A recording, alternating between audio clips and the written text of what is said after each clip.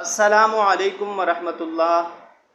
آج ہم اس مسئلے پر گفتگو کریں گے جب انسان پر غسل فرض ہو جاتا ہے، یعنی اپنی زوجہ کے ساتھ ہم بستری کے بعد جماع کرنے کے بعد بغیر غسل کیے سو سکتا ہے یا نہیں سو سکتا۔ اور دوسرا مسئلہ یہ ہے کہ کیا عورت حالت جنابت میں کھانا بنا سکتی ہے، کھا پی سکتی ہے، یا اس کے ساتھ کھایا پیا جا سکتا ہے یا نہیں۔ اس مسئلے پر گفتگو کرنے سے پہلے اگر آپ ہمارے چینل پر نئے ہیں تو ہمارے چینل کو ضرور سبسکرائب کریں، شکریہ، تاکہ ہر آنے والی ویڈیو آپ تک پہنچ سکے۔ چلتے ہیں مسئلے کی طرف۔ پہلا مسئلہ یہ ہے کہ کیا حالت جنابت میں انسان بغیر غسل کیے سو سکتا ہے یا نہیں، کب تک تاخیر کر سکتا ہے؟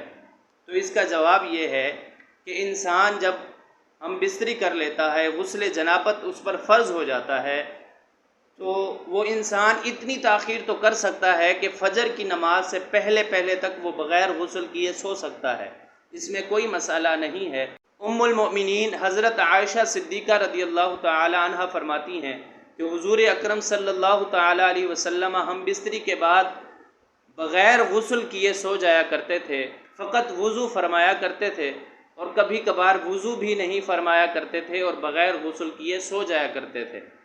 انسان فجر کی نماز سے پہلے تک تو سو سکتا ہے، لیکن اتنی تاخیر لازمی نہیں ہے۔ اتنی تاخیر اگر کرے گا کہ فجر کی نماز ہی رہ جائے، فجر کی نماز ہی چھوٹ جائے، تو انسان گنہگار ہوگا، اس پر اس نماز کی قضا بھی لازم ہوگی۔ اب رہا دوسرا مسئلہ کہ کیا عورت حالت جنابت میں کھانا بنا سکتی ہے یا اس کے ساتھ کھایا پیا جا سکتا ہے؟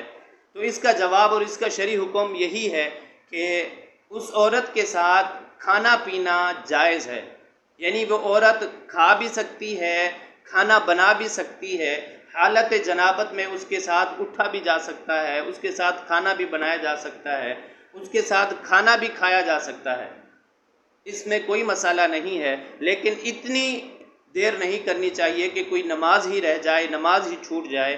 نماز سے پہلے انسان کو غسل کر لینا چاہیے تاکہ انسان گناہ سے بچ سکے۔ اگر عورت حالت جنابت میں حیض کی وجہ سے ہے یا نفاس کی وجہ سے ہے تو وہ عورت کھانا بھی بنا سکتی ہے، اس کے ساتھ کھایا پیا بھی جا سکتا ہے۔